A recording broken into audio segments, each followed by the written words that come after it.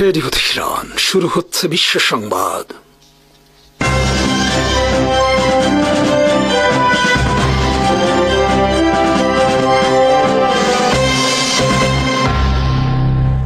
শুরুতেই সংবাদ শিরোনাম। আসসালামু আলাইকুম। ইসরায়েলের ধ্বংসাত্মক হামলা ইয়েমেনের মস্কো বলেছে ট্রাম্প পুতিন আলাস্কা বৈঠকের ফলাফল শূন্য। যুদ্ধ ছাড়া ইউক্রেন যুদ্ধের আর কোনো সমাধান নেই। 60 বছর পর জাতিসংঘে ভাষণ। সিরিয়ার প্রেসিডেন্টের ভারত নিয়ন্ত্রিত কাশ্মীরের লাদাখে ছড়িয়ে পড়েছে বিক্ষোভ, নিহত কমপক্ষে 4 জন। H-1B ভিসা নীতির কারণে ভারতে বেকার হওয়ার অপেক্ষায় হাজার হাজার ভারতীয়। ইসরায়েলের ইলাদ বন্দরে বুধবার 2 দফার সফল ড্রোন হামলা চালিয়েছে ইয়েমেনের হুথি আর্মি আনসারুল্লাহ। ইসরায়েলের গণমাধ্যমের খবরে বলা হয়েছে, হামলায় কমপক্ষে 27 জন ইসরায়েলি আহত হয়েছে। তাদের মধ্যে অন্তত 2 জনের অবস্থা গুরুতর। খবরে বলা হয়েছে, পরপর 2টি ড্রোন আঘাত করেছে ইলাদ বন্দরের পর্যটন এলাকায়। একটি ড্রোন আঘাত করেছে একটি হোটেলের সামনে মেডিকেল সেন্টারে। ইসরায়েল আর্মি বলেছে, ড্রোন দুটি লক্ষ্য করে পরপর কয়েক দফা আয়রন ডোম মিসাইল ছোড়া হয়েছে, কিন্তু আয়রন ডোম মিসাইল ব্যর্থ হয়েছে ড্রোন দুটি প্রতিহত করতে। আয়রন ডোম কেন ব্যর্থ হলো এই বিষয়ে তদন্ত কমিটি গঠন করা হয়েছে। তবে ইসরায়েল এয়ারফোর্স বলেছে, ড্রোন দুটি অতি নিচ দিয়ে উঠছিল। তাছাড়া বেশ দেরিতে শনাক্ত করা হয়েছে তাদের। হামলার আগে ড্রোন দুটি উড়ে আসার অনেক ভিডিও ছড়িয়ে পড়েছে সামাজিক যোগাযোগ মাধ্যম সহ বিভিন্ন গণমাধ্যমে। অনেকে ব্যক্তিগত মোবাইলে ধারণ করেছেন হামলার ভিডিওতে দেখা গেছে হামলার পরপর অনেক বড় এলাকা নিয়ে আগুন ধোয়ার দৃশ্য। লোহিত সাগরের তীরে ইলাদ বন্দরের সর্বশেষ 24 ঘন্টায় বুধবার দ্বিতীয় অপারেশন পরিচালনা করল ইয়েমেন। এর আগে মঙ্গলবারও হুথি আর্মি ড্রোন হামলা চালিয়েছে ইলাদ বন্দরে। অপরদিকে গাজায় হামাসের স্নাইপার অপারেশনে বুধবার নিহত হয়েছে একজন ইসরায়েলি সেনা। বুধবার গাজা ইসরায়েলের হামলায় নিহত হয়েছে কমপক্ষে 95 জন ফিলিস্তিনি। বুধবারের হামলায় নিহতের সংখ্যা 100 ছাড়িয়ে যেতে পারে। বুধবার ইসরায়েলের হামলায় যারা নিহত হয়েছে তাদের অনেকেই নিহত হয়েছে বিভিন্ন তাঁবুতে অবস্থানের সময়। ইসরায়েলের হামলা থেকে রক্ষা পাচ্ছে না কোনো আশ্রয় কেন্দ্র। নির্বিচারে গাজার সর্বত্র হামলা চালিয়ে যাচ্ছে ইসরায়েল। ইসরায়েলের এই হামলার লক্ষ্য গাজায় যাতে কোনো ফিলিস্তিনি অবস্থান করতে না পারে তা নিশ্চিত করা। বিক্ষোভ ছড়িয়ে পড়েছে ভারত নিয়ন্ত্রিত কাশ্মীরের লাদাখে। বিক্ষোভকারীরা পুড়িয়ে দিয়েছে শাসক দল বিজেপির অফিস। নিরাপত্তা বাহিনীর সাথে সংঘর্ষে নিহত হয়েছে কমপক্ষে 4 জন। লাদাখে আলাদা রাজ্যের মর্যাদার দাবিতে বুধবার লাদাখের রাজধানী লেহতে বিক্ষোভ ছড়িয়ে পড়ে। পরিস্থিতি নিয়ন্ত্রণে কারফিউ জারি করা হয়েছে। হিমালয়ের কোল ঘেঁষে অবস্থিত লাদাখের সীমানা নিয়ে ভারতের সাথে দ্বন্দ্ব রয়েছে চীন ও পাকিস্তানের সাথে। লাদাখের পূর্বে চীনের তিব্বত এবং উত্তরে পাকিস্তানের গিলগিট বাল্টিস্তান এবং দক্ষিণে ভারতের হিমাচল প্রদেশ। লাদাখের কার্গিলে 1999 সালে যুদ্ধ চলে ভারত ও পাকিস্তানের মধ্যে। এছাড়া লাদাখের গালওয়ান ভ্যালিতে 2020 সালে রক্তক্ষয়ী সংঘর্ষ ঘটে ভারত ও চীনের মধ্যে। কৌশলগতভাবে লাদাখ বর্তমানে খুবই গুরুত্বপূর্ণ একটি অঞ্চল। পাকিস্তান এই অঞ্চলকে তাদের বলে দাবি করে আসছে। H-1B ভিসার ক্ষেত্রে $1 লাখ অতিরিক্ত ফি নির্ধারণের কারণে যুক্তরাষ্ট্রে হাজার হাজার ভারতীয় চাকরি হারানোর অপেক্ষায় দিন গুনছে। একই সাথে যুক্তরাষ্ট্রের ছোট ছোট অনেক টেক কোম্পানি সহ আরো অনেক প্রতিষ্ঠানও জনবল সংকটে পড়তে যাচ্ছে। H-1B ভিসার আওতায় যুক্তরাষ্ট্রের অ্যাপল, মাইক্রোসফট, মেটা, অ্যামাজন, গুগলের মতো বড় বড় কোম্পানির পাশাপাশি অনেক ছোট ছোট প্রযুক্তি সংক্রান্ত প্রতিষ্ঠানেও চাকরি করেন অনেক ভারতীয়। এছাড়া প্রযুক্তি সংক্রান্ত প্রতিষ্ঠান ছাড়া শিক্ষা এবং স্বাস্থ্য সহ আরো বিভিন্ন খাতের অনেক প্রতিষ্ঠানেও H-1B ভিসায় অনেক ভারতীয় চাকরি করেন। কিন্তু ছোট ছোট এসব প্রতিষ্ঠান, বিশেষ করে যেখানে 50 থেকে 100 জনের মতো জনবল রয়েছে, তাদের পক্ষে বছরে অতিরিক্ত $1 লাখ ফি দিয়ে বিদেশি লোকজনকে চাকরিতে রাখা সম্ভব হবে না। ফলে এই ধরনের প্রতিষ্ঠানে যেসব ভারতীয়রা রয়েছেন তাদের চাকরির মেয়াদ আর নাও বাড়তে পারে। একই সাথে এ ধরনের প্রতিষ্ঠান নতুন করে কোনো বিদেশিদের আর নিয়োগ দেবে না। তবে 21 সেপ্টেম্বর H-1B ভিসায় অতিরিক্ত $1 লাখ ফি নির্ধারণের পর কিছুটা সংশোধন আনা হয়েছে। নতুন সংশোধনীতে বলা হয়েছে, যারা নতুন করে যুক্তরাষ্ট্রে H-1 ভিসার আওতায় চাকরির জন্য আবেদন করবে কেবল তাদেরকে অতিরিক্ত ফি দিতে হবে। বিবিসির প্রতিবেদনে বলা হয়েছে, চলতি বছর যুক্তরাষ্ট্রের যেসব প্রতিষ্ঠান H-1B ভিসায় বিদেশিদের নিয়োগ দিয়েছে তাদের মধ্যে শীর্ষে রয়েছে অ্যামাজন। চলতি বছর 10,000 বিদেশি উচ্চ দক্ষতা সম্পন্ন জনবল নিয়োগ নিয়োগ দিয়েছে। এর বেশিরভাগই ভারতীয়। অপরদিকে মাইক্রোসফট, মেটা, অ্যাপল, গুগলের মতো প্রতিষ্ঠানও প্রত্যেকেই গড়ে 4,000-এর বেশি বিদেশি জনবল নিয়োগ দিয়েছে। দীর্ঘ 60 বছর পর জাতিসংঘের সাধারণ অধিবেশনে ভাষণ দিয়েছেন সিরিয়ার প্রেসিডেন্ট আহমেদ আল শারা। এর আগে সর্বশেষ 1967 সালে জাতিসংঘে ভাষণ দিয়েছিলেন সিরিয়ার প্রেসিডেন্ট নুরুদ্দিন আতশি। 1970 সালে নুরুদ্দিন আতশিকে ক্ষমতা থেকে হটিয়ে ক্ষমতায় আসেন হাফিজ আল আসাদ। এরপর হাফিজ আল আসাদ এবং তার পুত্র বাশার আল আসাদ মিলে টানা 54 বছর সিরিয়া শাসন করেন। ক্ষমতায় থাকার জন্য পিতা পুত্র মিলে হত্যা করেছেন 10 লাখের বেশি সিরিয়ান। অবশেষে দীর্ঘ 14 বছর গৃহযুদ্ধের পর পতন ঘটে গণহত্যাকারী শাসক বাশার আল আসাদের। সিরিয়ার নতুন প্রেসিডেন্ট হন বিদ্রোহী নেতা আহমেদ আল শারা। বুধবার জাতিসংঘে তার ভাষণ সরাসরি প্রচারের জন্য রাজধানী দামেস্ক সহ বিভিন্ন শহরে এলইডি স্ক্রিন লাগানো হয়। ভাষণ দেখতে সেসব স্ক্রিনের সামনে পতাকা নিয়ে জড়ো হন হাজার হাজার সিরিয়ান। হাফিজ আল আসাদ এবং বাশার আল আসাদ ক্ষমতায় থাকতে যুক্তরাষ্ট্রের সাথে তাদের তিক্ত সম্পর্ক ছিল। ফলে দীর্ঘ 5 দশকের বেশি সময় ধরে সিরিয়ার কোনো প্রেসিডেন্ট পা রাখেননি যুক্তরাষ্ট্র ও জাতিসংঘে। তাদের পররাষ্ট্রমন্ত্রীরা অংশ নিতেন জাতিসংঘের সাধারণ অধিবেশনে। রাশিয়ার প্রেসিডেন্ট ভ্লাদিমির পুতিনের মুখপাত্র দিমিত্রি পেসকভ বলেছেন, আলাস্কায় পুতিন ট্রাম্প শীর্ষ বৈঠকের ফলাফল শূন্য। যুদ্ধের মাধ্যমে হবে ইউক্রেন সংকটের সমাধান। মঙ্গলবার ডোনাল্ড ট্রাম্পের রাশিয়ার উদ্দেশ্যে বলেন, রাশিয়া হলো কাগুজে বাঘ, তাদের এখন আর করার কিছু নেই। যুদ্ধে জিতে যেতে পারে ইউক্রেন, আর ইউক্রেন ফিরে পাবে রাশিয়ার দখলে থাকা সব এলাকা। ট্রাম্পের এ ধরনের বক্তব্যের পর বুধবার পুতিন মুখপাত্র জবাব দিলেন। দিমিত্রি পেসকভ বুধবার সাংবাদিকদের বলেছেন, রাশিয়া কোনো বাঘ নয়, রাশিয়ার সাথে মিল আছে ভাল্লুকের, আর কাগজে ভাল্লুক বলতে কিছু নেই। বিশ্লেষকদের মতে পুতিনের উপর চাপ সৃষ্টির অংশ হিসেবে ট্রাম্প মঙ্গলবার রাশিয়ার বিরুদ্ধে অপমানজনক কথা বলেছেন।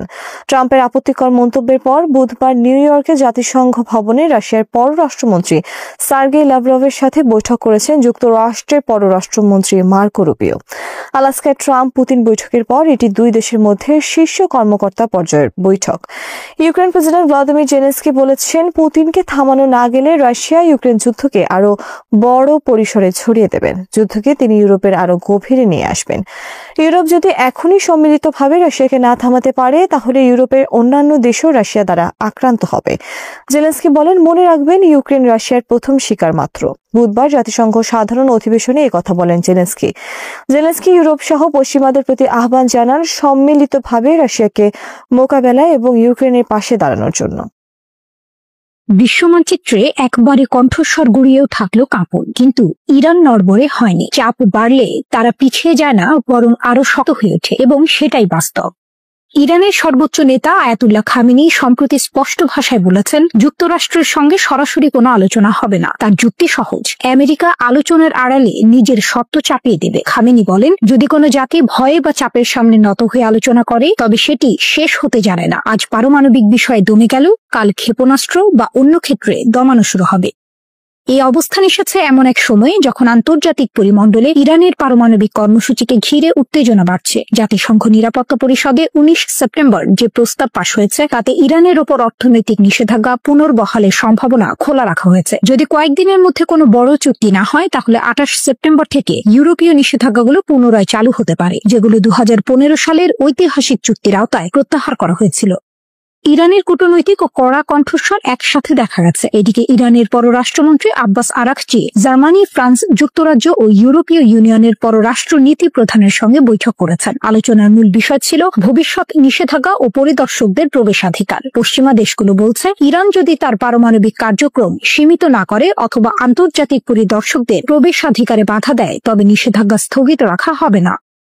তথ্যগুলো যতই কড়া হোক না কেন, খামেনির বক্তব্যে স্পষ্ট আত্মবিশ্বাস আছে। তিনি বারবার জোর দিয়ে বলেছেন, ইরান কোনো একান্ত হুমকির সামনে নামে নত হবে না। তার ভাষায়, একবার দুর্বলতা দেখালে সেটা আর থামবে না, তাই শক্তভাবে দাঁড়াতে হবে। এই কটূক্তি কেবল কণ্ঠস্বর নয়, এটি নির্দেশ করে যে ইরান এখন কূটনীতি ও আত্মনির্ভরতা দুটোতেই জোর দিচ্ছে। এদিকে ইরানের পার্লামেন্টের অভ্যন্তরেও কঠোর সুর শোনা যায়। ইরানের এক এমপির নেতৃত্বে 70 জন সংসদ সদস্য একটি চিঠিতে দ্রুত পরমাণু অস্ত্র তৈরির দাবি তুলেছেন। এই দাবি ইঙ্গিত দেয় যে কট্টরপন্থী অংশগুলো শক্তি বাড়ানোর পক্ষে এবং তারা মনে করে পারমাণবিক সমৃদ্ধকরণই দেশের নিরাপত্তাকে নিশ্চিত করবে। পশ্চিমা চাপ ও নিষেধাজ্ঞার হুমকি পরিণতিকে একদিকে কাঁপিয়ে তুলছে, কিন্তু অন্যদিকে সে চাপ ইরানের মধ্যে প্রতিরোধ শক্তিকে আরো চেপে ধরছে। অর্থাৎ নিষেধাজ্ঞা আর কূটনৈতিক চাপের মিশ্রণ ইরানকে নরম করার বদলে তার আত্মবিশ্বাস বাড়াচ্ছে এবং রাজনৈতিক মঞ্চে কড়া পক্ষগুলোর কণ্ঠস্বর জোরালো করছে। খামেনির বক্তব্য বলছে, তারা আলোচনার নামে ওপর থেকে নির্দেশ মেনে নেবে না, বরং নিজেদের শর্তে নিজেদের মর্যাদায় দাঁড়াবে। বৈশ্বিক চাপের সামনে ইরান চুপ করেনি, সে প্রতিরোধ গড়ে তোলে। যুক্তরাষ্ট্র আলোচনার দরজা খুলে দিলেও খামেনি সে দরজা থেকে সরাসরি ঢোকাটা প্রত্যাখ্যান করেছেন। যারা মনে করেন চাপ বাড়লে ইরান নত হবে, তাদের সামনে এখনই সবচেয়ে বড় বিপরীত ফল ঝুঁকি নিয়ে দাঁড়িয়ে আছে। ইরান তার শক্তি বাড়িয়ে প্রতিবাদ করছে। খোররামশাহের ৮ বছর, আঞ্চলিক প্রতিরক্ষা থেকে বৈশ্বিক শক্তি হওয়ার পথে ইরান। ৮ বছর আগে ২৩ সেপ্টেম্বর ২০১৭ তেহরানের আকাশে গর্জে উঠেছিল এক নতুন শক্তি। খোররামশাহর ব্যালিস্টিক ক্ষেপণাস্ত্রের সফল পরীক্ষা শুধু একটি অস্ত্রের জন্মই ছিল না, এটি ছিল ইরানের প্রতিরক্ষা কৌশলে এক নতুন অধ্যায়ের সূচনা। খোররামশাহ নামটি এসেছে দক্ষিণ পশ্চিম ইরানের সেই শহর থেকে, যা ১৯৮০-এর যুদ্ধের প্রতিরোধের প্রতীক হয়ে দাঁড়িয়েছিল। ক্ষেপণাস্ত্রটির উত্থানও সেই প্রতিরোধের ধারাবাহিকতা। প্রথম সংস্করণে ক্ষেপণাস্ত্রটির দৈর্ঘ্য ছিল প্রায় ১৩ মিটার, ওজন ২০ টন। এক ধাপের তরল জ্বালানি চালিত এই ক্ষেপণাস্ত্র পৌঁছাতে পারত ২০০০ কিলোমিটার দূরে, অর্থাৎ গোটা অঞ্চলের গুরুত্বপূর্ণ লক্ষ্য একেবারেই এর আওতায়। এর বিশেষত্ব ছিল নকশায়। পুরনো শাহাব 3 এর মতো পেছনে বড় স্ট্যাবিলাইজিং ফ্যান ছিল না, বদলে ব্যবহার করা হয়েছিল থার্স্ট ভেক্টর কন্ট্রোল প্রযুক্তি। এতে ওজন কমেছে, রাডারে ধরা পড়ার ঝুঁকি কমেছে, আর বহন করা সহজ হয়েছে। ভয়ঙ্কর ক্ষমতা। খোররামশাহ বহন করতে পারে সর্বোচ্চ ১৮০০ কেজি ওয়ারহেড। উচ্চ বিস্ফোরক, ক্লাস্টার বোমা কিংবা বহু মাথা ওয়ারহেড সবই এর নাগালের মধ্যে। বায়ুমণ্ডলের বাইরে গিয়ে এটি ছুটে চলে ম্যাক ১৫ গতিতে। পুনঃপ্রবেশের সময় সহ্য করে ভয়াবহ তাপ, তবুও আঘাত করে নির্ভুলভাবে। খোররামশাহ 2 সীমা ভাঙা। ২০১৯ সালে আসে দ্বিতীয় সংস্করণ। এটি ছিল হালকা রি এন্ট্রি ভেহিকল, ফলে আগের চেয়ে অনেক দূরে ছোড়া সম্ভব হলো। ২০০০ কিলোমিটার থেকে ৩০০০ কিলোমিটার। নতুন সীমা স্পর্শ করলো ইরান। শুধু তাই নয়, নির্দেশনা ব্যবস্থায় এলো উন্নতি, যা নির্ভুলতাকে আরো বাড়িয়ে দিল। খোররামশাহ 4 বা খাইবার দ্রুততম আঘাত। ২০২৩ সালে উন্মোচিত হলো সর্বাধুনিক খোররামশাহ 4, যা খাইবার নামে পরিচিত। এর ওয়ারহেড কিছুটা কম, ১৫০০ কেজি, কিন্তু এতে যুক্ত হলো মারাত্মক বৈশিষ্ট্য। লঞ্চ প্রস্তুতি মাত্র ১৫ মিনিটে। হাইপারগলিক জ্বালানি ব্যবহারে জ্বালানি ভরার ঝামেলা নেই, ফলে শত্রু টের পাওয়ার আগেই ক্ষেপণাস্ত্র আকাশে। প্রতিরক্ষা ব্যবস্থার কাছে সময় নেই প্রতিক্রিয়া জানানোর। এর নির্ভুলতাও ভয়ঙ্কর। ২০০০ কিলোমিটার দূরে লক্ষ্যবস্তুতে ৩০ কিলোমিটারের ভেতরে আঘাত। পুনঃপ্রবেশের সময় বাইরের সেন্সর বন্ধ হয়ে যায়, তাই শত্রুর ইলেকট্রনিক জ্যামিং ব্যর্থ হয়। খাইবার ক্ষেপণাস্ত্র বহন করতে পারে NIRV প্রযুক্তি, অর্থাৎ একটি ক্ষেপণাস্ত্র ছুটে গিয়ে আলাদা আলাদা ওয়ারহেড ফেলতে পারে ভিন্ন ভিন্ন লক্ষ্যবস্তুতে। শত্রুর প্রতিরক্ষা ব্যবস্থা ভেঙে পড়বে একাধিক আঘাতে। বলা হয় এটি একসাথে ৮০টি লক্ষ্যবস্তুতে আঘাত হানতে সক্ষম। খোররামশাহ 5 বৈশ্বিক শক্তির পথে। ইরান এখনো আনুষ্ঠানিকভাবে ঘোষণা দেয়নি, তবে ধারণা বাড়ছে খোররামশাহ 5 হতে পারে একটি পূর্ণাঙ্গ আন্তঃমহাদেশীয় ব্যালিস্টিক ক্ষেপণাস্ত্র ICBA। এর পরিসর হতে পারে ১২,০০০ কিলোমিটার, গতি ম্যাক ১৬, ওয়ারহেড বহন ক্ষমতা ২ টন। ইরানের স্যাটেলাইট উৎক্ষেপণ প্রকল্প সিমর্গো সরুশ প্রমাণ করে বহু ধাপের রকেট প্রযুক্তি তারা আয়ত্ত করছে। সঙ্গে যোগ হয়েছে হাইপারসনিক ফাত্তা ক্ষেপণাস্ত্রের অভিজ্ঞতা। এই সবই তৈরি করছে ICBM এর পথ। ইরান বারবার বলেছে তাদের ক্ষেপণাস্ত্রের সীমা ২০০০ কিলোমিটার, কিন্তু প্রযুক্তিগত অগ্রগতি এখন বৈশ্বিক শক্তিকে ভাবাচ্ছে। যদি খোররামশাহ 5 বাস্তব হয়, তবে ইরান শুধু আঞ্চলিক নয়, বৈশ্বিক শক্তি হিসেবে দাঁড়িয়ে যাবে। খোররামশাহের যাত্রা ৮ বছরে প্রমাণ করেছে ইরান ধাপে ধাপে নিখুঁতভাবে এগোচ্ছে। গতি, পাল্লা, নির্ভুলতা, ওয়ারহেড সব ক্ষেত্রেই উন্নত। প্রতিরোধ থেকে প্রতিরক্ষা, আর প্রতিরক্ষা থেকে এখন বৈশ্বিক প্রতিরোধের পথে। খোররামশাহ আজ শুধু একটি ক্ষেপণাস্ত্র নয়, এটি ইরানের প্রযুক্তি, অধ্যবসায় ও শক্তির প্রতীক। রাতের আকাশ অন্ধকার। মরুভূমির বুকে হঠাৎ আগুনের রেখা ছুটে গেল। ধোঁয়ার লেজ আকাশ ভেদ করে উঠল। উত্তর থেকে মধ্য ইরান পর্যন্ত দেখা গেল সেই আলোর মহাযাত্রা। মুহূর্তেই ভাইরাল হলো ভিডিও। সারা দুনিয়া শিহরিত। ইরান, অতল সাহসের দেশ, ঘোষণা করলো তাদের হাতে এখন আন্তঃমহাদেশীয় ব্যালিস্টিক ক্ষেপণাস্ত্র। এটি শুধু ক্ষেপণাস্ত্র নয়, এটি একটি বার্তা, এটি এক সতর্কতা। যারা মনে করেছিল ইরানকে থামানো গেছে, তাদের উদ্দেশ্যে যেন অগ্নি স্মৃতি পাঠালো তেহরান। ইরানি সংসদ সদস্য মোহসেন জাঙ্গানি বললেন, ঈশ্বরের কৃপায় আমরা হাল ছাড়িনি। আমাদের উপর বোমা পড়েছে, পারমাণবিক স্থাপনায় হামলা হয়েছে, তবুও আমরা সমৃদ্ধি ছাড়িনি। ইউরেনিয়াম তুলে নিয়ে শত্রুর হাতে। আর গত রাতেই আমরা দেশের সবচেয়ে উন্নত ক্ষেপণাস্ত্রের পরীক্ষা চালালাম, সফল পরীক্ষা। এর মানে এই অবস্থাতেও আমাদের হাতে আন্তঃমহাদেশীয় ক্ষেপণাস্ত্র আছে। শব্দগুলো ছিল বিদ্যুতের মতো, প্রতিটি বাক্য যেন দুনিয়াকে কাঁপিয়ে দিল। তেহরানের আকাশে গর্জে উঠল ব্যালিস্টিক ক্ষেপণাস্ত্র। ইরানি গণমাধ্যম জানালো সেমনান ঘাঁটি থেকে IRGC এটি উৎক্ষেপণ করেছে। মরুভূমির আকাশ আলোকিত হলো, আর সারা দুনিয়া বুঝলো ইরান শুধু প্রতিরক্ষা করছে না, নিজের ভবিষ্যৎ সুরক্ষিত করছে। কয়েক মাস আগে ইসরায়েলের সঙ্গে 12 দিনের রক্তক্ষয়ী যুদ্ধ লড়েছিল ইরান। শেষে মার্কিন প্রেসিডেন্ট ডোনাল্ড ট্রাম্প নিজ হাতে থামালেন যুদ্ধ। ইরানের 3টি পারমাণবিক স্থাপনায় বোমা মেরে ভেবেছিলেন তেহরান মাথানত করবে, কিন্তু ভুল করেছিলেন। ইরান মাথানত করেনি, বরং মাথা উঁচু করে এবার আকাশে ছুড়ল ইন্টারকন্টিনেন্টাল ক্ষেপণাস্ত্র। মার্কিন চাপ, ইরানের অস্বীকার। ওয়াশিংটন চাইছিল ইরান যেন ক্ষেপণাস্ত্র কর্মসূচি সীমিত করে, কিন্তু তেহরান সাফ জানিয়ে দিল তারা কোনো শর্তে নয়, নিজেদের নিরাপত্তার অধিকারেই লড়বে। ইরানের পররাষ্ট্র মন্ত্রণালয় বলেছে, আমাদের ভূখণ্ড রক্ষা করতে আমেরিকা বা ইসরায়েলের অনুমতির দরকার নেই। জাতিসংঘ ইরানের উপর থেকে নিষেধাজ্ঞা তুলতে অস্বীকার করেছে। 28 সেপ্টেম্বর থেকে ফের স্ন্যাপব্যাক নিষেধাজ্ঞা কার্যকর হওয়ার আশঙ্কা। যুক্তরাজ্য, ফ্রান্স, জার্মানি সবাই অভিযোগ তুলছে ইরান নাকি অতিরিক্ত ইউরেনিয়াম মজুত করেছে, কিন্তু তেহরান জবাব দিয়েছে তারা চুক্তি ভাঙেনি, বরং পশ্চিমারা রাজনীতি ষড়যন্ত্র করছে। ইরানের নতুন প্রেসিডেন্ট মাসুদ পেজেশকিয়ান অঙ্গীকার করেছেন ইরান আন্তর্জাতিক নিষেধাজ্ঞা মোকাবিলা করবে আর যে কোনো বিদেশি আক্রমণের জবাব দেবে। এ যেন রণক্ষেত্রের নতুন অধ্যায়। যুক্তরাষ্ট্র ভেবেছিল পারমাণবিক স্থাপনায় আঘাত করে ইরানের সাহস ভেঙে দেবে, কিন্তু ইরান আকাশের বুক চিরে প্রমাণ করল তাদের সাহস ক্ষেপণাস্ত্রের মতোই বহু দূর পৌঁছাতে পারে। এবার দুনিয়ার প্রশ্ন, এই ক্ষেপণাস্ত্রের ধোঁয়ার লেজ কি কেবল পরীক্ষা, নাকি ইসরায়েল আর আমেরিকার উদ্দেশ্যে এক গর্জনময় সতর্কবার্তা? উত্তর লুকিয়ে আছে ইরানের শক্তি, অদম্য সাহস আর আকাশমুখী আগুনের রেখায়। ট্রাম্পের জন্য ভয়ঙ্কর বার্তা। রাতের অন্ধকারে ইরানের ক্ষেপণাস্ত্রের গর্জন। রাত ছিল নীরব, মরুভূমির আকাশে তারারা ঝলমল করছিল। হঠাৎই সেই নীরবতা ভেঙে দিল আগুনের রেখা। তেহরানের আকাশ চিরে উঠে গেল 3টি ব্যালিস্টিক ক্ষেপণাস্ত্র। দূর থেকে মনে হচ্ছিল যেন বজ্রপাত আকাশে বিদীর্ণ করছে, আর সেই মুহূর্তেই সারা বিশ্বের স্ক্রিনে ছড়িয়ে পড়ল এক নতুন আতঙ্ক, এক নতুন বার্তা, ইরান থেমে নেই। এই উৎক্ষেপণ কোনো সাধারণ মহড়া নয়, বরং ছিল মার্কিন প্রেসিডেন্ট ডোনাল্ড ট্রাম্পকে উদ্দেশ্য করে ছুঁড়ে দেয়া এক সতর্কীকরণ। ইরান তার সবচেয়ে উন্নত কঠিন জ্বালানি চালিত সেজ্জিল ক্ষেপণাস্ত্র রাতের অন্ধকারে ছেড়ে প্রমাণ করল তারা এখনো দমে যায়নি। আতঙ্কের রাত, বিস্ময়ের ভোর। ইরানি মিডিয়া জানিয়েছে সেমনান ঘাঁটি থেকে উৎক্ষেপণ করা হয়েছে এই ক্ষেপণাস্ত্র। 2500 কিলোমিটার পাল্লার সেজ্জিল সহজেই ইসরায়েল, উপসাগরীয় দেশগুলো, এমনকি দক্ষিণ ইউরোপ পর্যন্ত পৌঁছে যেতে পারে। সোশ্যাল মিডিয়ায় ছড়িয়ে পড়া ভিডিওতে দেখা যায় ধোঁয়াহীন ঝড়ের গতিতে আকাশে ছুটে চলেছে রকেট, যেন আকাশ নিজেই কেঁপে উঠছে। এই দৃশ্য শুধু ইরানের শক্তি নয়, বরং প্রতিরোধের ঘোষণা। জুন মাসে 12 দিনের রক্তক্ষয়ী ইরান ইসরায়েল যুদ্ধ শেষ হয়েছিল ট্রাম্পের হস্তক্ষেপে। তখন মনে করা হয়েছিল ইরান হয়তো শান্ত হবে, কিন্তু এই রাতের আগুন বলে দিল শান্তি নয়, প্রতিশোধের পথেই হাঁটছে তেহরান। ট্রাম্পের হুমকি বনাম ইরানের উত্তর। ট্রাম্প বারবার ইরানকে পারমাণবিক কর্মসূচি সীমিত করতে বলেছেন, কিন্তু ইরান সোজা সাপটা জানিয়ে দিয়েছে তাদের ভূখণ্ড রক্ষার জন্য তারা কারো অনুমতি নেবে না। মার্কিন যুক্তরাষ্ট্র এবং ইসরায়েল একসঙ্গে 3টি পারমাণবিক স্থাপনায় হামলা চালানোর পর থেকে আলোচনার টেবিল অচল। এখন ইরান ক্ষেপণাস্ত্র উড়িয়ে যেন বলল আলোচনার নয়, প্রতিরোধের সময় এসেছে। ইরানের পররাষ্ট্র মন্ত্রণালয়ের ভাষায়, আমরা বিদেশি আগ্রাসন প্রতিহত করব, নিজেদের কৌশলগত স্বাধীনতা রক্ষা করব। এই বক্তব্যে প্রতিধ্বনিত হলো সেই ক্ষেপণাস্ত্রের গর্জন।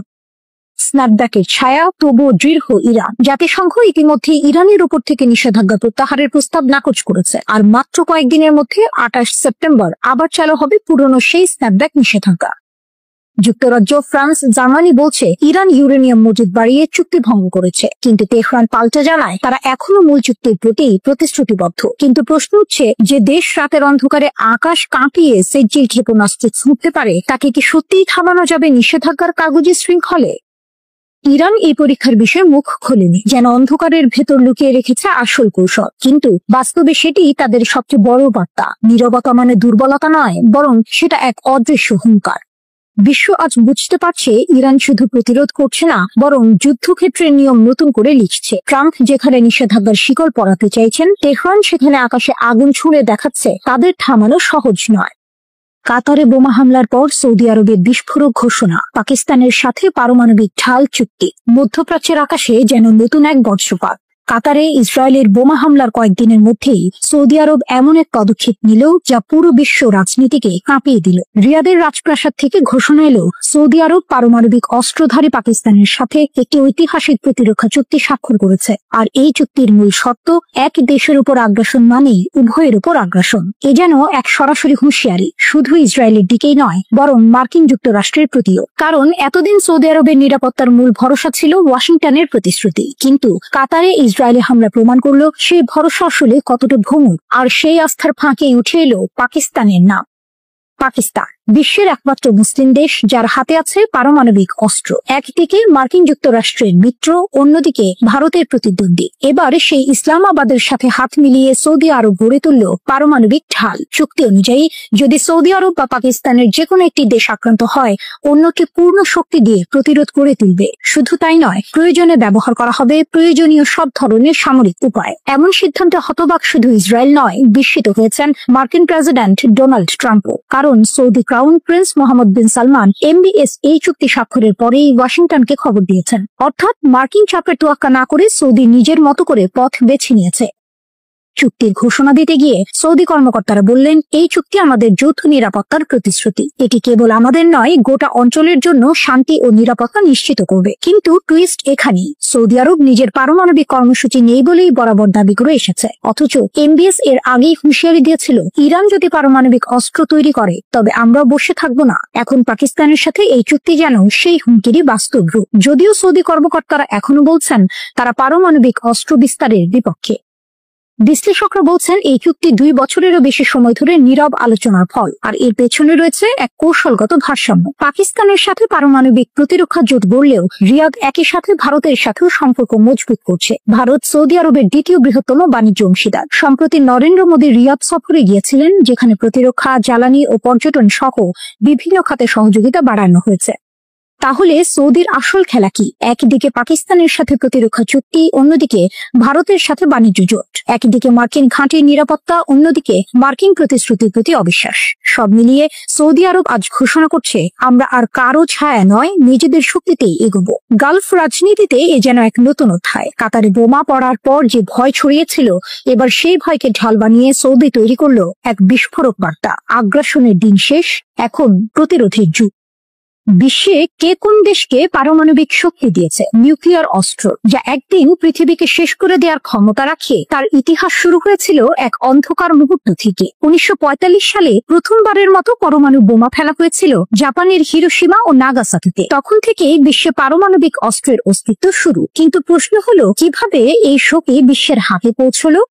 যুক্তরাষ্ট্র প্রথম পারমাণবিক শক্তি। 1939 সালে আলবার্ট আইনস্টাইন একটি চিঠি সই করে প্রেসিডেন্ট রুজভেল্টের কাছে পাঠিয়েছিলেন। এই চিঠির উদ্দেশ্য ছিল জার্মানির পারমাণবিক গবেষণা থেমে না যাওয়া। সে সময় যুক্তরাষ্ট্র এই গোপন গবেষণায় জোর দেয় এবং 1945 সালে প্রথম পারমাণবিক বোমা পরীক্ষা করা হয় নিউ মেক্সিকোর মরুভূমিতে। 3 সপ্তাহ পর যুক্তরাষ্ট্র 2টি পারমাণবিক বোমা ফেলে জাপানে। হাজার হাজার মানুষের মৃত্যু, হাজারো পরিবার নিঃস্ব। এই ছিল পারমাণবিক শক্তির প্রথম দৃশ্য। সোভিয়েত ইউনিয়ন দ্বিতীয় শক্তি। যুক্তরাষ্ট্রের এই শক্তি দেখে রাশিয়া চুপ ছিল না। 1949 সালে সোভিয়েত ইউনিয়ন প্রথম পারমাণবিক বোমা পরীক্ষা করে। এভাবে শুরু হলো পারমাণবিক অস্ত্রের এক অবিশ্বাস্য প্রতিযোগিতা। সোভিয়েতদের জন্য এটি শুধু অস্ত্র নয়, আন্তর্জাতিক শক্তি প্রতিষ্ঠার মাধ্যম হয়ে দাঁড়ায়। তারা জানিয়ে দেয় যে পারমাণবিক শক্তি শুধু যুক্তরাষ্ট্রের হাতে সীমাবদ্ধ থাকবে না। ব্রিটেন, ফ্রান্স ও চীন নিজের অস্ত্র নিজে। 1952 সালে যুক্তরাজ্য প্রথম পারমাণবিক বোমা পরীক্ষা করে। এরপর ফ্রান্স এবং চীনও তাদের পরমাণু অস্ত্র প্রোগ্রাম চালু করে। 1960 সালে ফ্রান্স একটি শক্তিশালী পারমাণবিক বিস্ফোরণ ঘটায় এবং চীনও 1964 সালে তাদের প্রথম পারমাণবিক বোমা পরীক্ষা করে। তবে পারমাণবিক অস্ত্রের এই উন্মোচন শুধুমাত্র একটি ভয়ের বার্তা দেয়নি, এটি ছিল বিশ্ব রাজনীতিতে নিজেদের শক্তি প্রদর্শনের পথ। ভারত ও পাকিস্তান উপমহাদেশে পারমাণবিক শক্তি। ভারত 1974 সালে প্রথম পারমাণবিক পরীক্ষা চালায়, যা বিশ্বে তোলপাড় ফেলে দেয়। এরপর পাকিস্তানও তাদের শক্তি নিশ্চিত করতে 1998 সালে প্রথম পারমাণবিক পরীক্ষা করে। এই দুটি দেশ পারমাণবিক শক্তির মালিক হতে চেয়েছিল, শুধুমাত্র প্রতিরক্ষা হিসেবে নয়, বরং নিজেদের দেশীয় ক্ষমতা প্রতিষ্ঠা করতেও। উত্তর কোরিয়া সর্বশেষ মঞ্চ। উত্তর কোরিয়া অনেক বছর পরে 2006 সালে প্রথম পারমাণবিক পরীক্ষা চালায়। এরপর থেকে তাদের পরীক্ষায় গড়ে ওঠে বিশ্বের জন্য এক বড় বিপদের সংকেত। 2017 সালে উত্তর কোরিয়া তাদের সবচেয়ে শক্তিশালী পারমাণবিক পরীক্ষা চালায়। ইসরায়েল গোপন শক্তি। এদিকে ইসরায়েল পারমাণবিক অস্ত্র রাখলেও কখনো তার অস্তিত্ব স্বীকার করেনি। এটি পারমাণবিক ধোঁয়াশা হিসেবে পরিচিত। 1960-এর দশকে তারা এই অস্ত্র তৈরি শুরু করে এবং এখনো এটি তাদের জাতীয় নিরাপত্তার একটি সুনির্দিষ্ট অংশ।